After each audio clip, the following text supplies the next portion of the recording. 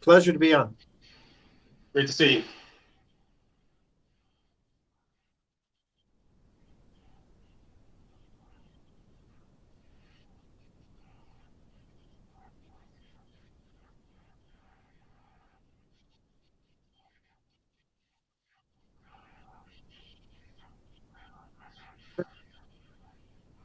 My family's been doing Army since pre-Revolutionary War. So I, decided to do the whole family tradition. Joined in 2001, went through ROTC. After my initial obligation, I got out, said I'm never doing it again. It was a great time. I walked away, and after a year, I kind of missed the boots and the free skill calf pens. So I decided to join back up and become a reservist. And I said, I'm going to do that, finish my obligation out. And that was 14 years ago. And now I'm a lieutenant colonel in the Army Reserve. Concurrently, while I was in the reserves early on, I started working on my Master's of Education. Found social work as a great calling, and I've been working with at-risk populations to help them find successful pathways back into society. So I've worked with homeless teens, homeless veterans, incarcerated veterans, and now I'm in work-ready veteran populations, which made my transition to this position a few years back very easy.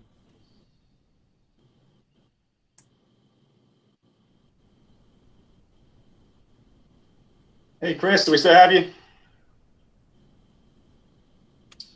Hey, while we wait for Chris to come back on, hello, everybody. This is Jason Willett. Like Chris alluded to, I'm a retired Command Sergeant Major. I just retired last year, March of 2019. Both me and my beautiful spouse are Army brats, military brats in general. So we've been traveling most of our lives. So when it came time to retire, we really don't have any roots anywhere. And we said, all right, well, where are we going to live? And so I was stationed back here back in 2012 to 2014. And we loved it out here in Washington State, loved the weather, just like we're loving it now, where it's 70 degrees, where everybody else is about 90 degrees. So it's really great out here. I moved out here, got a little antsy, decided I wanted to go get a job right off the bat. Worked for the state of Washington for a little while. Realized that wasn't really something, it wasn't my calling, wasn't my thing. So I decided to walk away from that, and been working with HireMilitary. Actually, I was working with HireMilitary from the beginning, but really doing it in earnest now since I walked away from my state job. And, we'll talk about an announcement we have with JBLM, but the reality of it is I live right down the street from JBLM, so it only made sense to link up with some of my pals like Bill and others that work in the transition space, and kind of leverage our resources to provide as many opportunities for transition and service members, not just in JBLM, but really across Washington State and really across the entire country. So good to meet you all.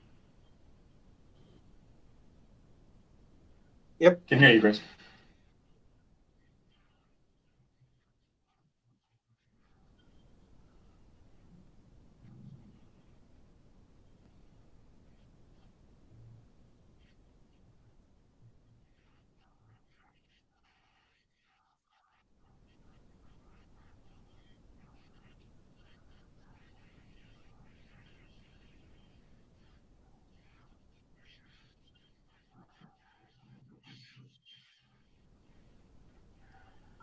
I had been working, my family has been in the Spokane, Washington, east side of Washington State for the last 100 and some odd years. And I was working as a social worker there on a special veterans aviation project that was state funded. And just the energy I was working with 11 community and technical colleges actually kind of broadcast my skills over to this side of the state, to Joint Base, and they enjoyed what I was doing, where I was establishing free training programs where service members could transition to high wage employment through like a short 3-month, 6-month instructional. And so the basic conversation was, do you think you could work with us on this new initiative called Skill Bridge? And I was like, absolutely, I'd be an honor to. So it meant, severing away from family roots and everything, moving over here. But the sacrifice is worth it because no one was really doing this yet. And I was like, what a fun gig. You got to get out here and write the rules and figure out what works. And what doesn't work, you rewrite the rules to make it work. And so I've been doing this job now for just slightly more than 5 years. And it's come a long ways. I mean, I've been doing it as a regional. I sit down to just the installation level. because I found a lot of value getting closer to the service members here and working more directly and closely with the programs rather than a very large global reach aspect. But I still find myself connected to a lot of global reach initiatives. Example, HireMilitary wanted to do a program here, but it's trying to synchronize my efforts here with what you guys are doing elsewhere. So it doesn't mean I stay hunkered in my office at all. So.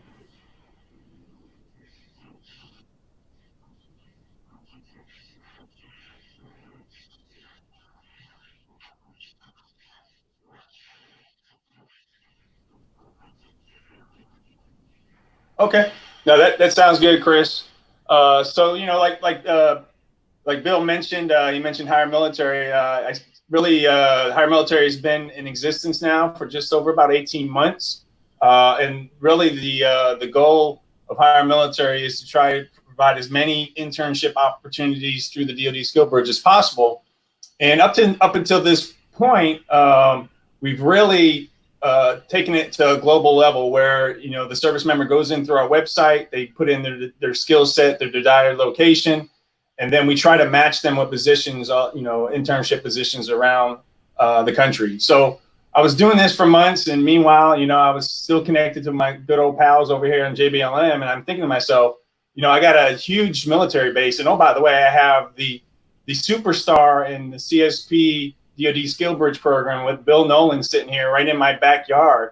We need to figure out how we could partner with HireMilitary to be able to provide more opportunities for those that are transitioning out of JBLM and across the Washington State in general, because this is my home. This is where I live. I'm up and down I-5 all the time, and we have all these transitioning military that are leaving. And really talking with the folks over at the Transition Center and some of my other friends, there is really a gap there that I think we really need to address. And it's not just here at JBLM. I think it's in general with the transition space where, the last duty station of where a service member is separating from isn't always where they want to be. On average, and Bill, you might know these numbers, I think it's somewhere between 50 or 60% of those that are transitioning don't want to stay in the local region of where they're separating from. And unfortunately, there's just not a whole lot of options across the gamut for those transition service members. There's CSPs at many of the installations, but they're really local. And that's really where HireMilitary comes in, where if they are transitioning out of Washington State and they're looking to do something elsewhere in the country, they can come on board with us, register with us, and we can try to connect them based off of their desired preferences, their skill set and background to internships that are anywhere across the nation. And then likewise, if we have service members that are transitioned elsewhere and want to come to Washington State, we also are a conduit to do that as well, to bring transition service members here for internship opportunities through DoD Skill Bridge.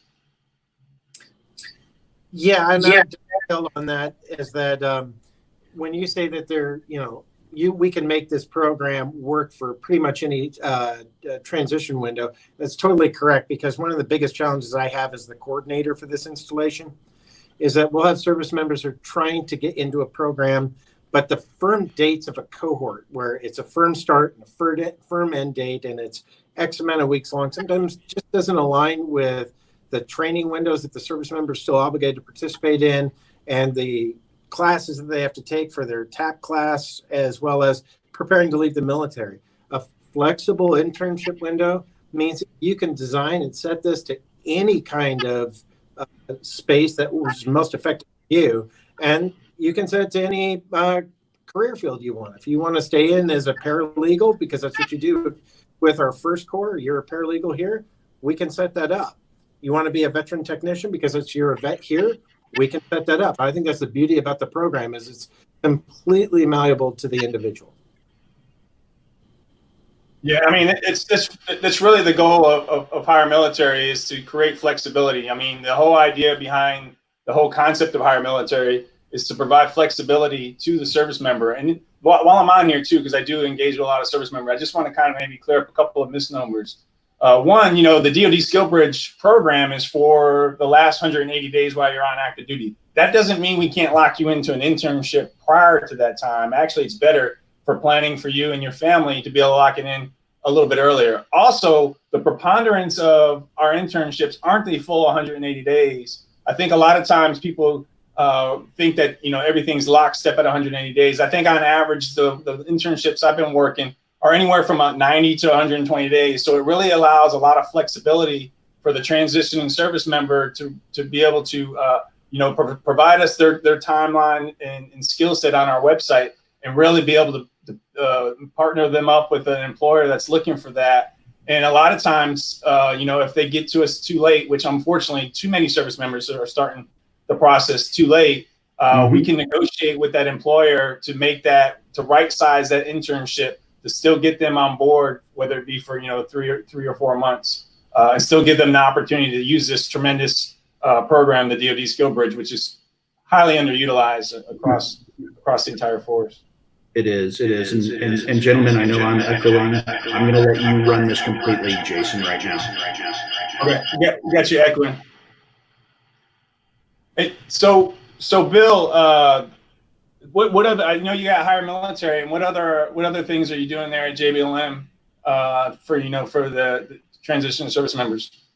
Well, right now we have 16 different programs on deck here, and they vary across the board. There's corporate fellowships. We have pathways to apprenticeship through industrial coatings, welding, HVAC, sheet metal.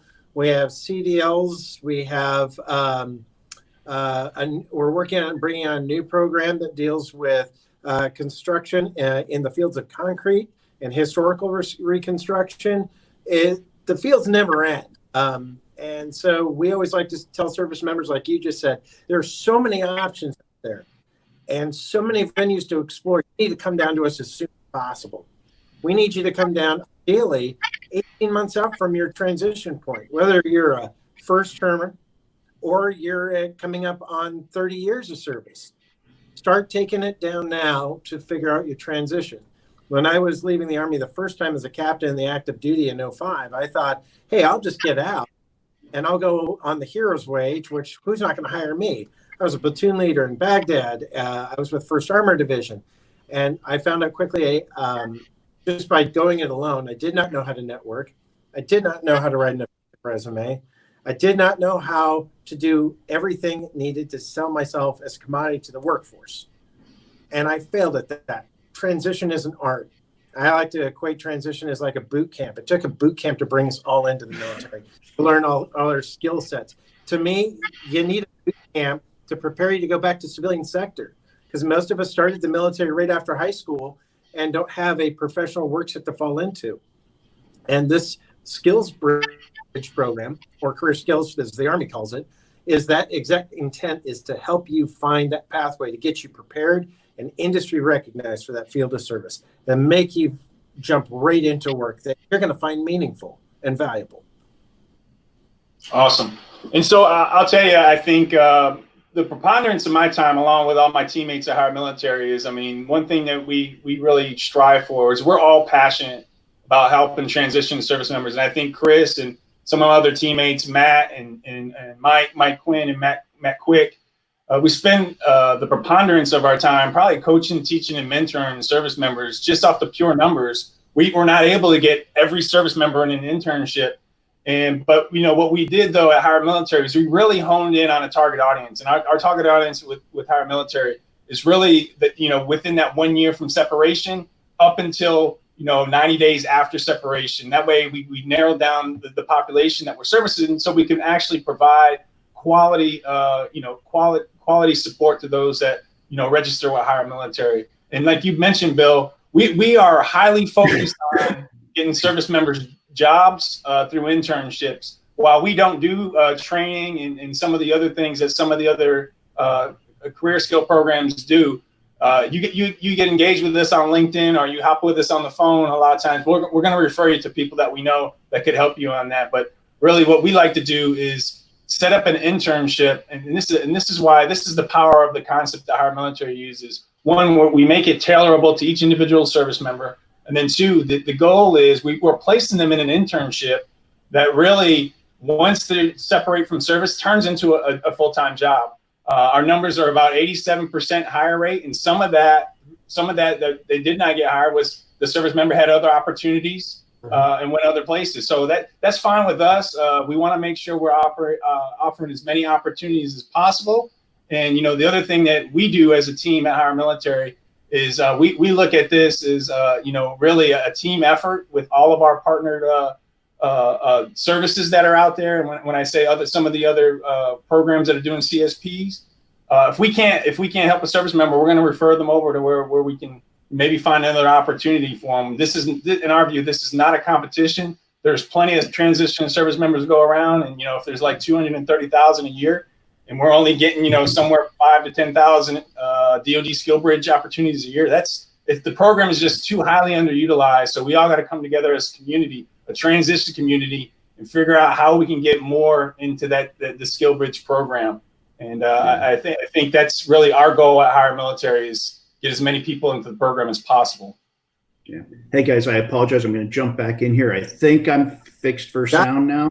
Yep. So I do want Bill to share with you a question from Eric out there. He was asking, can you provide some guidance for requesting command approval for CSP, as there is no real incentive for commanders to lose an officer or an NCO? It's a tough one because the reg doesn't necessarily say yes or no to a service member's commander, preventing them. It just says that commanders may enhance guidance for enrollment opportunities. What we typically tell a service member is the first thing you got to do is go to the commander on open door policy, try and work it at the lowest level, which I'm pretty sure the commander is probably trying that as meeting some brick walls. If that doesn't work, our next level that we always advocate to is then we have to go open door to the next higher command. If the service member is local here, I would encourage that applicant, come ask me the question, and I'll see if I can work and talk with your commander. I'd be more than happy to do that. If that doesn't work, then we have to go and look at opportunities like IG, because this program is open to everybody. And so commanders should be allowing people to participate in this program. When you're in your final 4 to 6 months, the value that you're providing to the Army for operational ability is really low. There's not much we can put you to. We're not going to put you to a pull-up rotation to NTC, knowing that you're going to go away and somebody's going to replace you or pick up your position. So a lot of the case point that we try and stress is that your value to the Army is a successful transition, so we can network you as a veteran to the civilian population. And if we can make you stand upright as a civilian veteran, it's a better signal to the American populace overall that we take care of our own.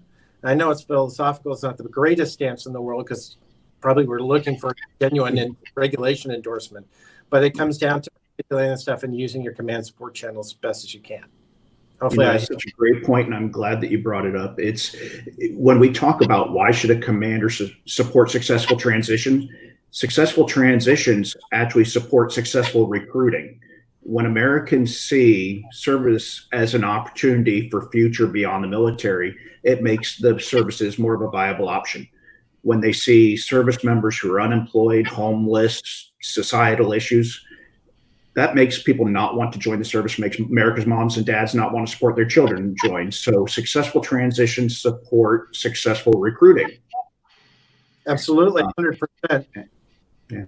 So there's another question in here, and I think this is a great conversation that was asked about overseas, and that's certainly more challenging. We know that the program has some left and right edges on utilization overseas, but service members who are overseas can participate by returning to CONUS. Could you talk about that? Sure. So in 2016, the Army authorized permissive temporary duty for travel, PTDY. The other services actually have it as well, but I can speak effectively to the Army. For those of our service member audience out there that are of other branches, you're going to have to talk to your transition point office about their authorization. Speaking specifically for the Army, though, you can spend up to 120 days, to include travel and training, to go and do a career skill program anywhere in the world, as long as it's approved by the Army. So you put in your paperwork with your transition point location. So let's say you're in Torii Station, Japan, and you want to come to JBLM to do HireMilitary. You put in your application, they get it approved. You have to get approved by HireMilitary concurrently. With both approvals in hand, you're able to come here and do the training. The only cautionary part is that all travel expenses, so that's flight, meals, and lodging, is on the back of the service member. But I would like to say that the Army, under guidance of the DoD, has recently been awarded approval to open up barracks on housing service members for PTDY support for career skills. It varies installation to installation right now because they're trying to, at JBLM, we're trying to figure out how do we do that, promote safety and accountability while we bring people in. So we're still waiting to figure out exactly how that's going to happen, but we're anticipating it to be an improved process shortly, which will expand the throughput for people wanting to do this that are geographically isolated. That's a spectacular bit of information. Sorry if I went long. No, not at all. I love it. It's important for everyone to understand the program can be challenging, but it is accessible. And by the way, interestingly, the Army, with the limitation at 120 days for PTAD, is the only of the services that limits right now. The other services do allow the full 180 days for PTAD for participation, which is, it's okay though. Understanding your service and your program is what matters out there. So speaking to that, there was a question out there from Corey Garbleman, I believe. Is this just for the active component, or can AGR participate? AGR considered active to us. So AGR all day long. I've supported a few. I even promote it because I'm a reservist. I talk to my AGRs as well as my reserve and guard brethren, sisters, about this. So AGR, your challenges, you're typically removed from where TAP centers where you can learn wildly about this. So if we can get the regional managers connected to these folks. So after the brief, Chris, what I can do is I can get you a list of people they can reach out to if they have questions. We can help link them up to the right people to help start building opportunity and access out there. That's awesome. We'll post that into the follow-up from this so that people can access that. Right. But I would also go ahead. I'm sorry.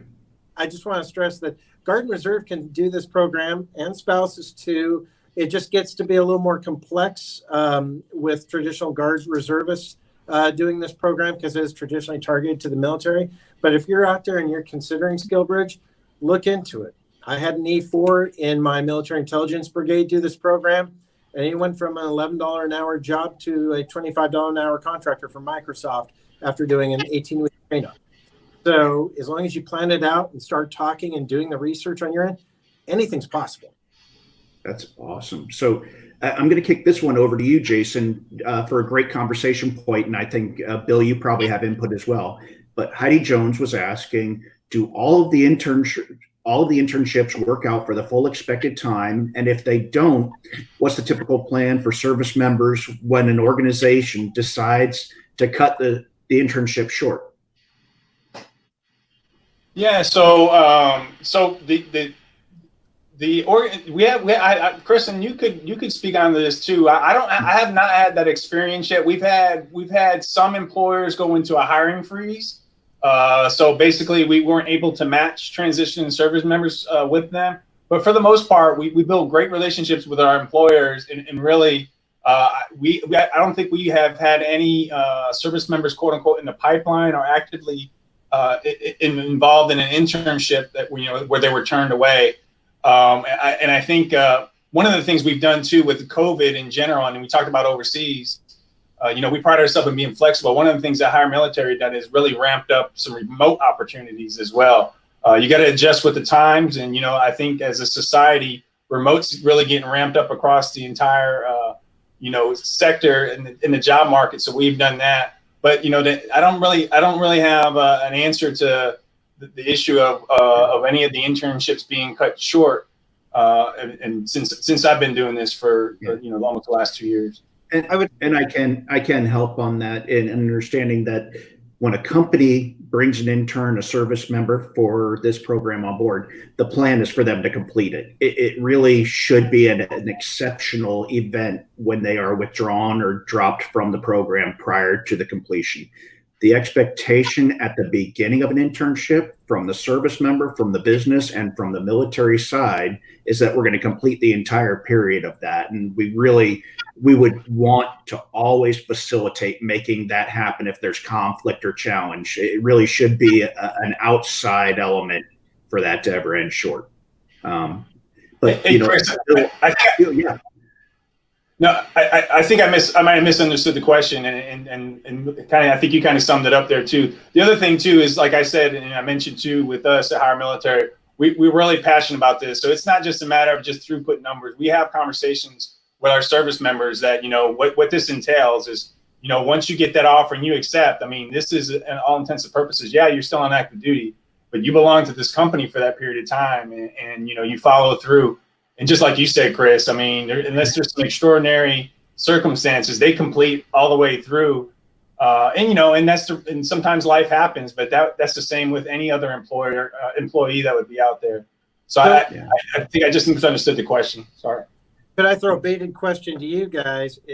So let's say I'm an intern and I don't, and the internship provider I was paired with didn't hire me. What options does HireMilitary have if that scenario were to come up?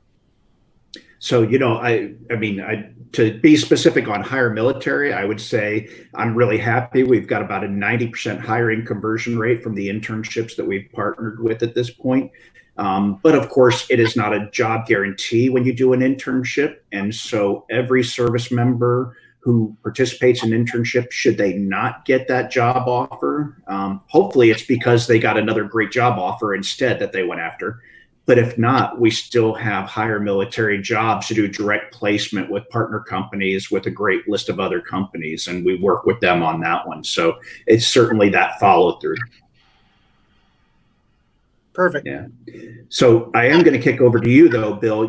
Eric Giovannucci is up in Alaska, and he asked a great question here. Says, guys, hey, being up at Joint Base Elmendorf, there is no CSP rep up here, and there's no real presence of CSP. So commanders here are unaware of the program, unaware of the leads, and just usually say no. How can we work with someone in Alaska to improve this process? So there's an Army representative that has governance over Alaska that I could put them in touch with. And before I go any further, is the service member up there Air Force, you say, or are they Army? Actually, Jason, I believe you know Eric, so I'll let you speak to that. So actually, I believe Eric is Army. Let me pull up my stuff here. Yeah, I believe he's Army. He's at Elmendorf, I believe. Mm-hmm. So there is an Army transition point up there, and what I can do is I can get you the email of the person who runs there. The Army is subservient to the Air Force because there's joint base rules, but what we can do is connect them to the regional coordinator to learn about the program Army-wide. And when we get done, I can thread those contacts over to you guys to help answer the questions here. Service members are always welcome to email me. You can find me on the global. Last name's Nolan, like I have no land. First name's William. Shoot me a line, and I'll answer as fast as I can to give you some points of advice and connect you to some people I know that are up there. But there is an Army transition point. We just got to get you connected, and there are opportunities. They're probably not as robust as you would find at JBLM. And that's, unfortunately, JBLM is kind of centered on top of an economic hub, a large population center, and a very large transitioning military body. So we're fortunate with all those key recipe items coming together. We have an abundance of opportunity. So you may want to consider looking at us as a PTDY option if you have the ability to come down here. Otherwise, I can also counsel you and mentor you about some opportunities we might be able to sculpt up individually. That's great. I appreciate that resource. And it probably leads right into this next question that I've got from Harry Tedakawa, who asks, do you only handle internships at JBLM, or can you also help in getting internships in the Bangor base and Washington general area?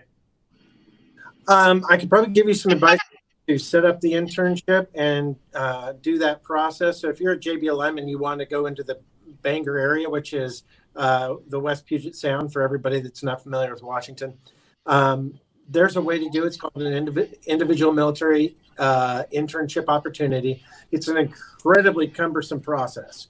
I've handled probably about 40 of them, but they require a legal review, endorsement by commanders, endorsement by higher level Army. So it requires time to do it. I wouldn't suggest not going down that road unless you have at least 90 to 120 days to plan ahead and get going with it. Now, if you're trying to do an internship and not necessarily at JBLM, I was like looking at the easier pathway. Entities like HireMilitary are phenomenal because they can position you to an internship if you sculpt it and present them the idea. Jason, you can help build that process. Could you not? Yes, absolutely. We certainly can. And that's, go ahead, Jason. Yeah, that's what I was going to say too.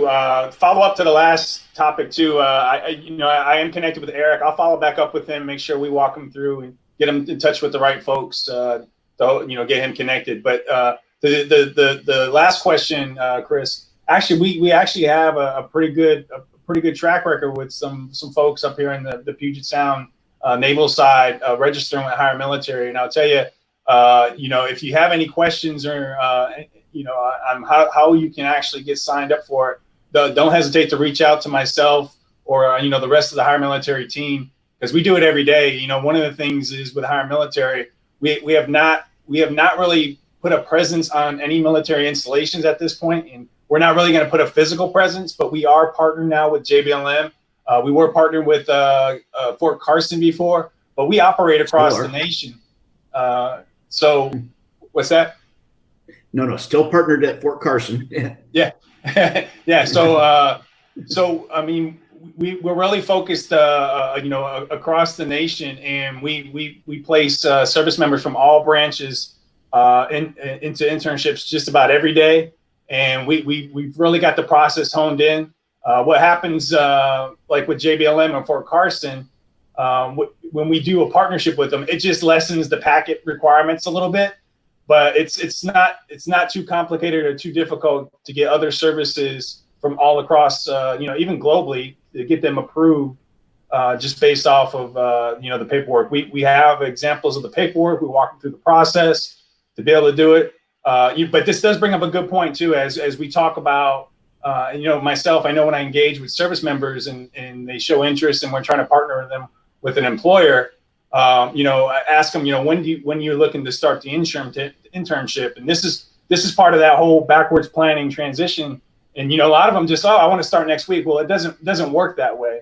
With our process, we partner you up with an employer, and it's just like actually going through a job process. They'll interview you, you'll go through that whole referral process, and then if they do want to bring you on board, then at that point, we can work out the details about the internships. Then we can really create that DoD Skill Bridge paperwork to be able to get you approved for the internship. But you can't start the internship until that paperwork is approved. So the general rule of thumb that I like to use is probably 30 to 45 days out. So if you register today and you're looking for an internship, I mean, you're at least probably 60 days out from starting an internship, just based off of the required paperwork, the process, and different things like that. The good news on that, though, is at HireMilitary, we have examples of all services, all the paperwork that's required, and we'll walk you through that process to make sure we get the internship started up. But it's just a little bit of expectation management. I think a lot of people register with us and they're looking to start an internship tomorrow. Well, it doesn't work that way. You have to get the paperwork approved through your command ahead of time. So that's a great point. And, I'm glad you mentioned that point, because obviously each service does have a slightly different process and they can use a little bit different. And so we want to make sure that we recognize and appreciate that, whether somebody comes to HireMilitary or they work with a base or installation or another organization, make sure you know your services requirements and you work with that one. But Jason, you hit on a point there, which was a question Benito Lopez was asking, and Bill, maybe you would ask or could answer in sort of larger, but he was asking, how close to retirement should a member start working based on terminal leave and all those other things that go into it? When should that retiring member really start planning? Jason, I think you should feel able to start, and I'll dovetail on anything you don't capture, since you've actually gotten the process and I haven't started retirement yet. I still have 2 years. So the reality of it is I'll tell you up front, don't be like Jason. So Jason decided he was going to retire, dropped my paperwork, and I was gone in 5 months. That was probably not the best plan. But generally speaking, you can never, we always talk about at HireMilitary, our team always talk about really leveraging the power of LinkedIn early and often. And so you can never start your networking on LinkedIn too early. I mean, if you're 2 years out, that's great. If you're 4 years out, that's great. LinkedIn is a great platform just to kind of get your professional profile out there and start making some connections, because that's the reality. After the military, you're going to get that job through a referral, and a lot of times you could do that through LinkedIn. And one of the challenges we're having across all of our services, we don't have enough service members that are actually logging in and building their profiles on LinkedIn, which is another one of the reasons why our partnership with JBLM and other installations is important, because now, starting next week, Bill, you're probably going to announce this, now I can go to the base, or I can go see some folks in person and try to get them logged in and engaged on doing LinkedIn, because right now, where there's a certain segment of our population that's missing out on the opportunities we have because they're not active on LinkedIn. And so I would say early on, whoever that had that question, Chris, they need to be on LinkedIn. They need to be active and engaged. I think they are. Hopefully they're logging in through LinkedIn. Build your network out, and then the way the HireMilitary program is set up, I'll just speak for us specifically. We allow you to register with us when you're 1 year out from separation, which is a good window. It allows you to get in there. It allows us to kind of see if we can match some employers, some positions with you. And then hopefully, in the grand scheme of things, just like retirement, it should be a systematic process. Maybe we can get you locked into an internship a few months out. That way you have all that programmed into your transition plan. The other thing I want to highlight too is, as with HireMilitary, because we do the customizable internships, one of the things that I find a lot of service members don't understand or know is, you can be a direct hire while on transition leave. While you're doing the DoD Skill Bridge program, obviously you can't be employed. You cannot be paid at the same time that you're participating in the internship program. But we have had some success where we set up an internship that goes for 3-4 months, and then that service member has transition leave and actually gets hired on for another month or two, and they're able to double dip for a couple of months on their way out the door. So just a best practice out there. And you can only do that if you register early and engage early. If you come into us and we only got 2 or 3 months to work with, then it doesn't allow that opportunity for us to get you connected and do that. That's a great point. And I would always emphasize with that, Bill, if you don't mind, just for everyone out there, make sure that you get with your unit ethics advisor on post-military employment and what it falls within the boundaries for you out there. But there are some great opportunities. Yeah, my guidance to the service members, in addition to what Jason said, is you need to take your TAP classes. I know there's a lot of people like, oh my goodness, TAP. But there's a lot of information to take in. And a great piece of advice, you may need to retake certain segments of it, like the VA benefits brief is huge. You may need to take it twice to absorb everything that's there.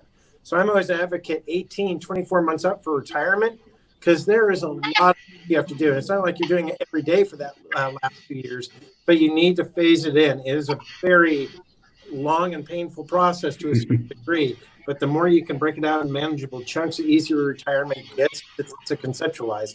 And ideally, what you want to do when you get to your up, when you're on terminal leave, you want to be starting your next career path at that point, so that the pay is flowing smoothly in as the military pay slowly phases out. You want life to matter. I would also encourage, like Jason said, use LinkedIn.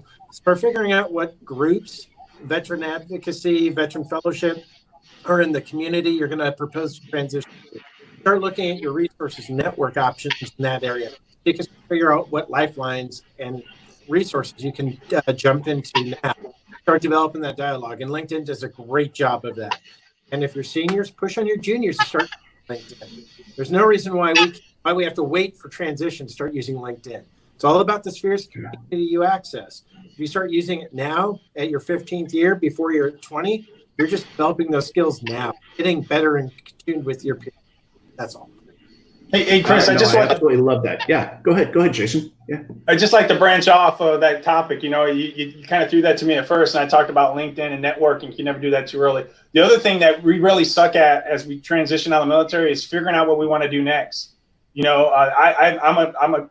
a product of that. I went and worked for the state. It was great. I had a great job, but it just was not my calling. It didn't provide the purpose that I was looking for.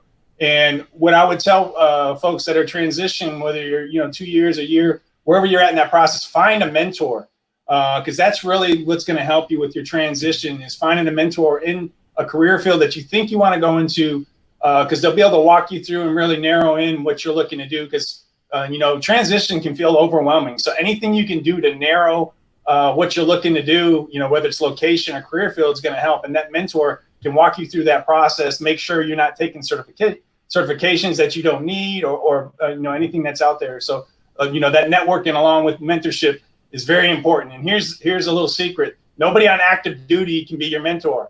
I did almost 30 years in the military. I have no idea about transitioning, because we have zero experience with it. So I hear service members a lot of times get frustrated because their chain of command's not providing good mentorship. Well, they may have been in the military for 27, 28 years, but they have zero experience with military transition. So find successful veterans that have already transitioned, or veteran mentors out there to help guide you on your path.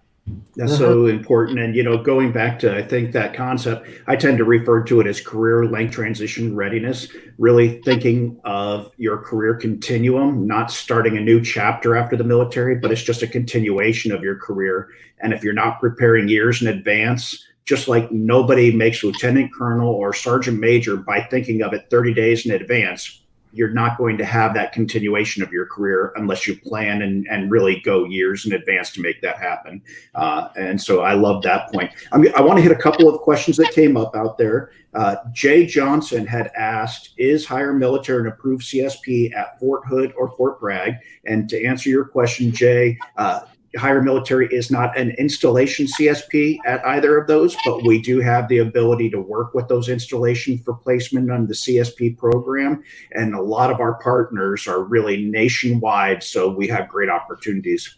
And then another question that was out there, which was Stephen Augustin had asked for SkillBridge, what is the policy on companies that are subsidiaries for other companies that have MOUs? And his example was wanting to work for YouTube, which does not have an MOU, but its parent company, Google, does have. And so I would answer, Stephen, and Bill, you can answer if you want, but I would say that as a major company, corporation, incorporated, each one of those elements is responsible for having an MOU established or to work with an installation or a SkillBridge provider like HireMilitary. So that one partner corporate does not cover the entire company.